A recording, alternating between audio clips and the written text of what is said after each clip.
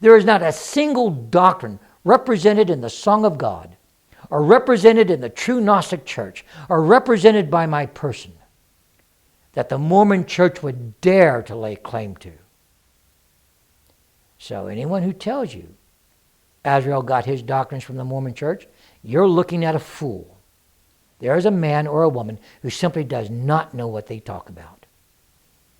Let me tell you what this doctrine, this thing that they used to have, but don't know what to do with, this King Follett discourse. This thing that Joseph Smith stole from some unknown person. Reminds me of a boy who got a pink marble from his daddy, and his daddy said, "Now, boy, you treasure this thing. It's very precious."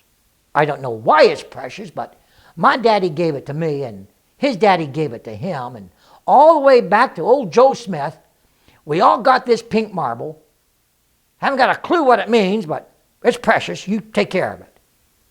Well, the boy takes this pink marble and puts it in his bag of marbles, and one day he's at the playground. He sees a bunch of big boys playing marbles, and he wants to go play with them. And so he walks up to the group of older boys and says, "Can I play marbles with you?" And the guys go, "Well, show us your marbles." So he opens up his bag and he pours the marbles out on the ground, and they see that pink marble and say, "You got a little girly marble. We're not going to play with you. Get rid of that pink marble before you play with us." Well, the boy agonized over it and agonized over it, and he really wanted to play marbles with the older guys, but he just had that pink marble. What do you do with it? Would his dad know if he got rid of it? Do you think his dad would really care? His dad said it was precious, but he didn't know why. Why is this pink marble so precious? His daddy didn't know. His grandfather didn't know. His great-grandfather didn't know. His great-great-grandfather didn't know. All the way back to Joseph Smith, nobody knew. But the boy wanted to play with the older boys. And one day, as he was fiddling with his marble bag, it fell on the ground, burst open, and all the marbles fell out. And so he bends down and he starts picking up the marbles and he starts putting them back in his bag. And the last one laying in the dust was the pink marble. And he looks at it, and he looks at it. This marble has done me no good. This marble is keeping me out of the club that allows me to play with the older boys. I'm going to leave it laying in the dust. I'm just going to walk away and forget about it. I won't say a word. My daddy won't know. My granddaddy won't know. My great-granddaddy won't know. My great-great-granddaddy won't know, all the way back to Joe Smith. And nobody will know. Like my daddy said, he doesn't know why the pink marble is valuable. And so the little boy drew up the strings to his marble bag and walked away from the playground and left that pink marble in the dirt.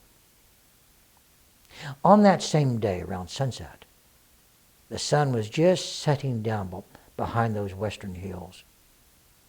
A very poor boy goes walking across the playground, looking at things around him, and he sees a flash of pink in the dirt. And he walks over there and he sees that pink marble, and he, lo and behold, he reaches down and picks up that pink marble and goes, "I found myself a treasure. I found myself a pink pearl." And he danced for joy. He had a treasure. The years passed. 5 years, 10 years, 20 years. And that first boy who left that pink marble in the dirt was reading the morning newspaper. And there on the front page was a story of the most priceless, rare pink pearl ever found, being exhibited at a museum. And he looked at the picture of that pink pearl, and there was the pink marble he left in the dirt. The story is about a boy who saw only a pink marble, and he left it laying in the dirt. And another little boy came along and found a pink pearl, a priceless treasure. That's the Mormon Church. I'll tell you something, 2 points I want to make here. You cannot rob an empty house. And the Mormon Church, you listen to me in there, The Church of Jesus Christ of Latter-day Saints is an empty house. That's why so many members of the Mormon Church are resigning. They are leaving it in droves. They're not even bothering to walk through the doors anymore. Second point I want to make. It is knowledge that grants possession. I know how God became God. Gordon B. Hinckley says he doesn't know.